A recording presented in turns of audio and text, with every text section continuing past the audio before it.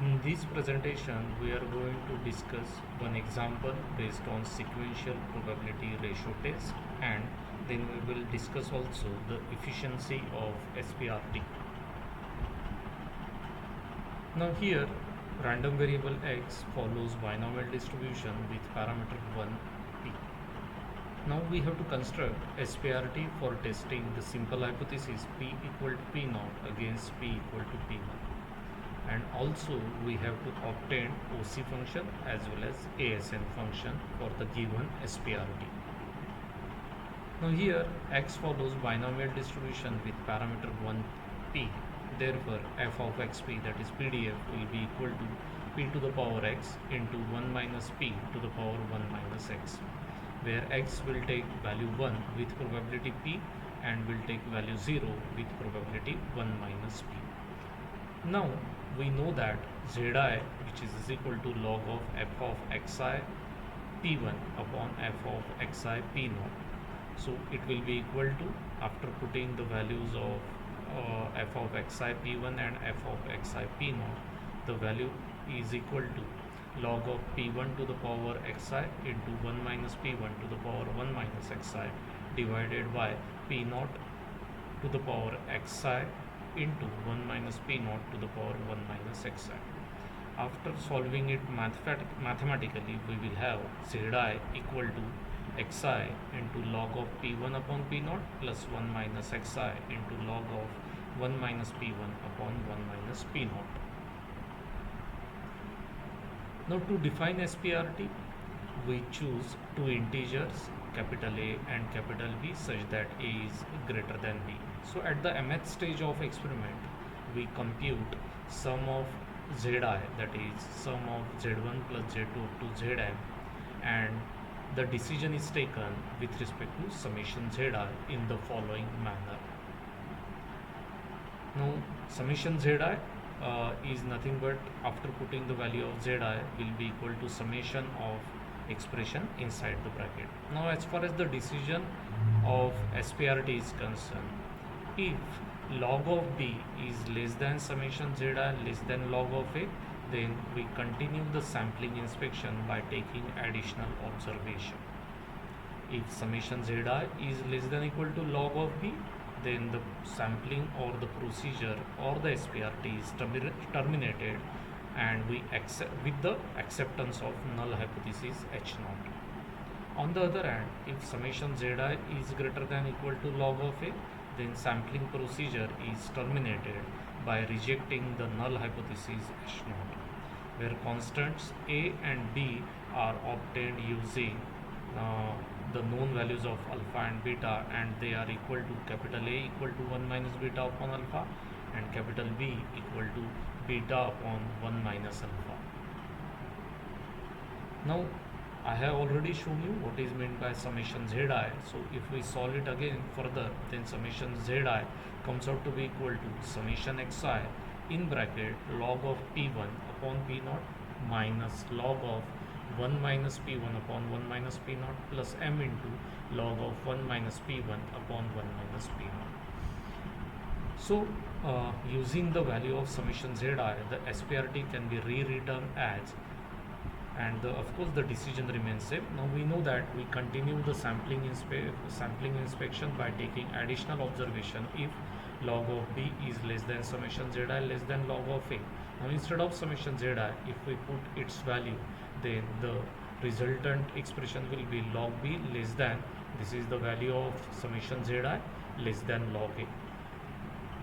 Keeping summation xi as it is and transferring all other constants or all other terms on the other side of the inequality, then the SPRT will be equal to log of b minus m into log of 1 minus p1 upon 1 minus p naught divided by log of p1 upon p naught minus log of 1 minus p1 upon 1 minus p naught less than summation xi less than log of a minus m into log of 1 minus p1 upon 1 minus p naught divided by log of p1 upon p naught minus log of 1 minus p1 upon 1 minus p naught. This left hand side constant suppose is equal to am, and whereas the right hand side is suppose rm, then this inequality will be am less than summation xi less than rm. And if this is the situation, that means if summation xi lies between these two values, that is am and rm, then we continue the sampling inspection by taking additional observation. Whereas uh, we terminate the sampling procedure and accept the null hypothesis if summation zi is less than equal to log of b. If we carry out the same mathematical calculation which we have done in the previous slide, then we will have summation xi less than equal to am, where am is equal to this particular value, that is log b minus and so on. This is the expression for am. So if summation xi is less than equal to am, then we will terminate the sampling procedure and we accept the null hypothesis h0. On the other hand, sampling procedure is terminated by rejecting the null hypothesis h0 if summation zi is greater than equal to log of b. Now if we carry out again the same mathematical manipulation, then we will have summation xi greater than equal to rm. Now in this case, if summation xi is greater than equal to rm, then the sampling process is terminated by rejecting the null hypothesis h0. Where if you look at summation xi is nothing but the number of ones, right? So because xi can take only values 0 and 1, in other words, summation xi will denote the number of ones. Let us consider the number of ones be dm, that is dm equal to number of ones in the sequence of m observations, right? So dm will indicate the number of ones in the sequence of those m observation that we have observed so far. Then SPRT becomes am less than dm less than rm. Then we continue the sampling inspection by taking additional observation. If dm is less than equal to am, then sampling process is terminated by accepting the null hypothesis h0. On the other hand, if dm greater than equal to rm, then the sampling process is terminated, but we will reject the null hypothesis h0. So this is basically a problem of Bernoulli variate. In this problem, if this is the problem of acceptance sampling, then P can be considered as proportion of defectives in a lot, and then manufacturer is going to take a decision on the basis of these inequalities. If P0 is less than P less than P1, then continue the sampling inspection by taking additional observation. If P is less than equal to P0, then sampling or the process is terminated by accepting a lot. And if P is greater than equal to P1, then the sampling process is terminated by rejecting a lot. So that means dm, which is number of defectives, that means dm is number of defectives, am, since on the basis of am, we if summation zi is less than the acceptance number, or for that matter if summation xi less than equal to am, that means we accept the null hypothesis and we terminate the sampling procedure or the SPRT. That means am is nothing but our acceptance number, and sampling process is terminated when dm is greater than equal to rm. That means rm is nothing but the rejection number. So dm is nothing but number of defectives, am can be called as acceptance number, and rm can be called as rejection number. So if we plot the curve by taking m on x-axis and the number of defectives, that is dm, on y-axis, then this is the resultant curve. You can see m is plotted on x-axis whereas dm is on y-axis. Now we know that dm less than equal to am will indicate that we are going to accept the hypothesis. So you can see here the region, that is acceptance region, where dm is less than equal to am. Then We also know that the rejection region where we reject the hypothesis, and that situation arises if dm is greater than equal to rm. So this is the region which we can call it as rejection region. These two lines, that is L1 and L2, are also there. So on L1 we have dm equal to am. That means the number of defectives equal to acceptance number. So this L1 indicate that situation, whereas L2 will indicate a situation where dm, that is number of defectives, equal to the rejection region.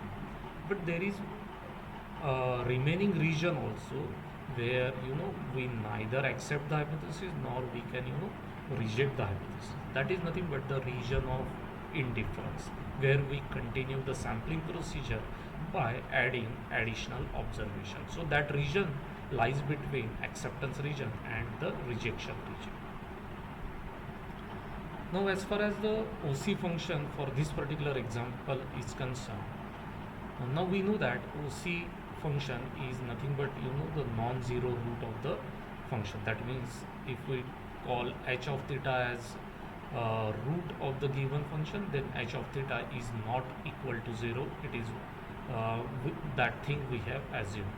So that is nothing but the non-zero root of the function. Now we know that expectation of x theta 1 upon f of x theta naught to the power h of theta is equal to 1, implies that summation over x f of x theta 1 upon f of x theta naught to the power h of theta into f of xp, where f of xp is nothing but the PDF of random variable x, equal to 1.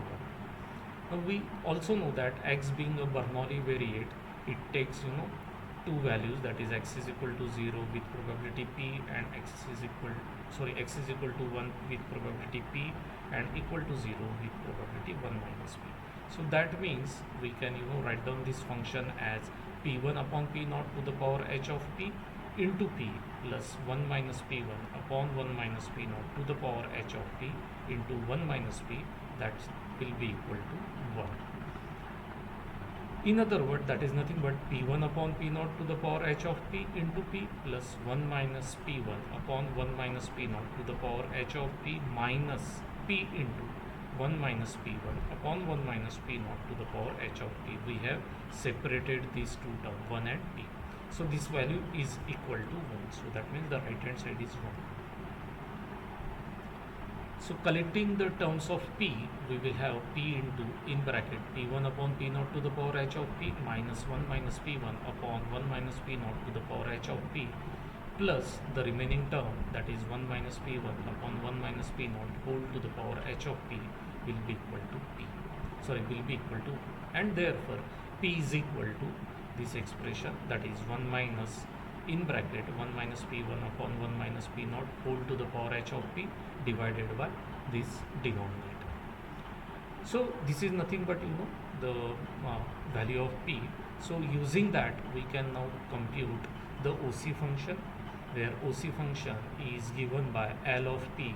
Here p is the parameter under consideration. So L of p will be equal to a to the power h of p minus 1 upon a to the power h of p minus b to the power h of p, where a is equal to 1 minus beta upon alpha and b equal to beta upon 1 minus alpha.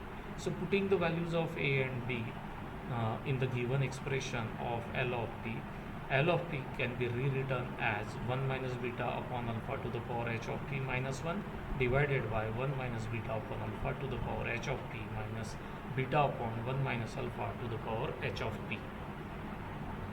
So if we plot a graph for arbitrarily chosen value of h which is not equal to 0, we can compute the value of p. And then if we plot a graph of p and lp, that means if we take p values on x-axis and lp values on y-axis, then the resultant OC curve will be like this, which is shown on the screen.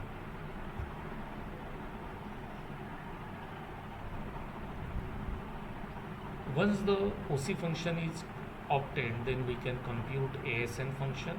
The ASN function is given by, in SPRT, we know that is equal to L of p into log of b plus 1 minus L of p into log of a upon expectation of z. where L of P is equal to this particular value, which is nothing but the OC function for this particular example.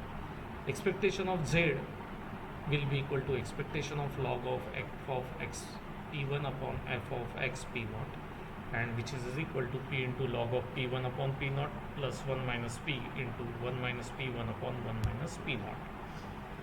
So L of P की value हमें पता हो गई, B की value हमें पता है, so we can compute log B, and expectation of z is nothing but this particular value, and therefore we can compute now ASN function also.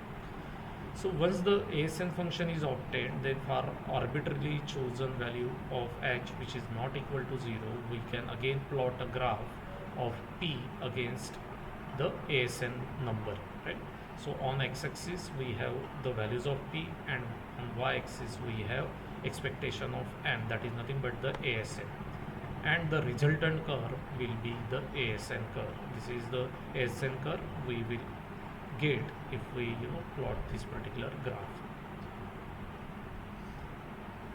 So in this fashion we can compute the OC function as well as ASN function for the given situation.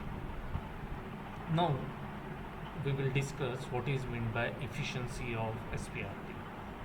Now suppose we are testing simple hypothesis, that is theta equal to theta naught against the simple alternative, that is theta equal to theta 1, and suppose SPRT is constructed for this simple hypothesis against simple alternative.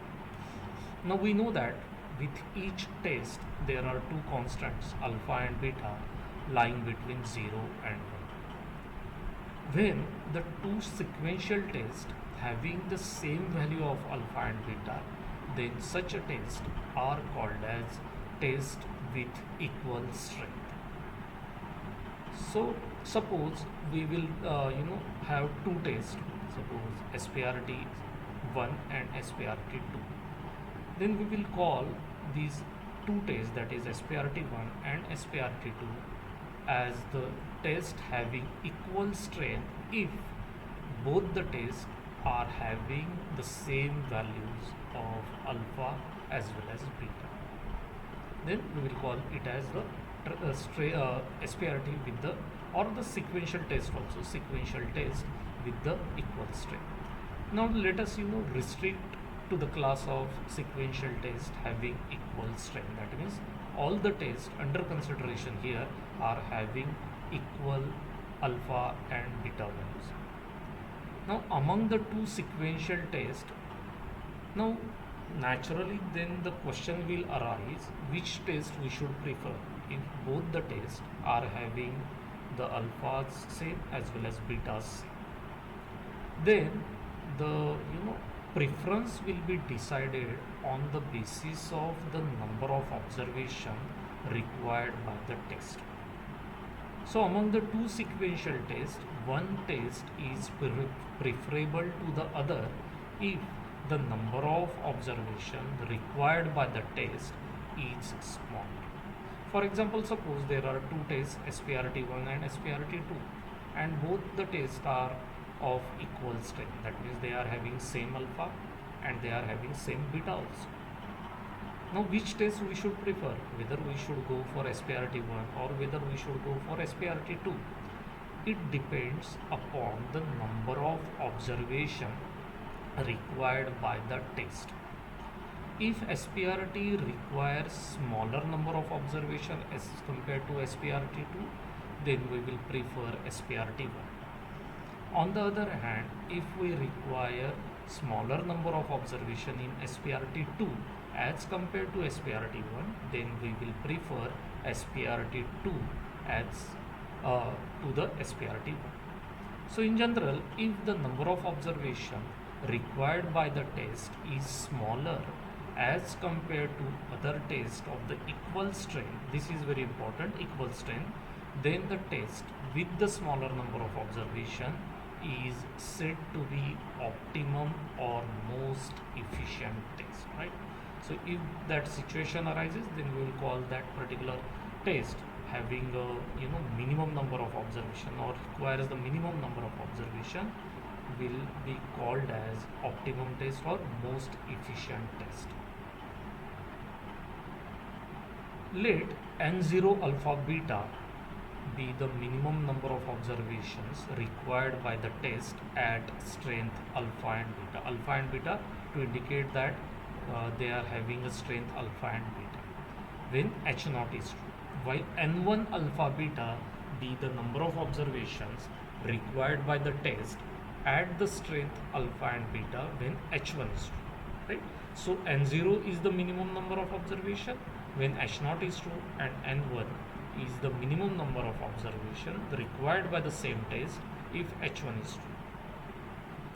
Then the efficiency of a given test is counted in terms of n0 and n1 and is given by efficiency of a given test will be equal to n0 upon e theta naught n when H naught is true and n1 alpha beta divided by e theta 1 n when H1 is true. So in denominator we have ASN number, that is average sample number required to reach a particular decision. So E theta naught n indicates the average sample number required by the given test when H naught is true, and therefore efficiency of a given test will be equal to n0 divided by E theta naught n when H naught is true. On the other hand, E theta 1 n will indicate or is nothing but the average sample number required by the test to reach a decision when H1 is true. So that ratio, that is n1 upon E theta 1 n, will indicate the efficiency of a given test when H1 is true. Naturally, you can see that both the ratios will always lies between 0 and 1, and therefore efficiency always lies between 0 and 1, and for the optimum test the efficiency will be always equal to 1 because numerator and denominator will be same in both the cases, right? So this is nothing but the efficiency of the SPRT or sequential test.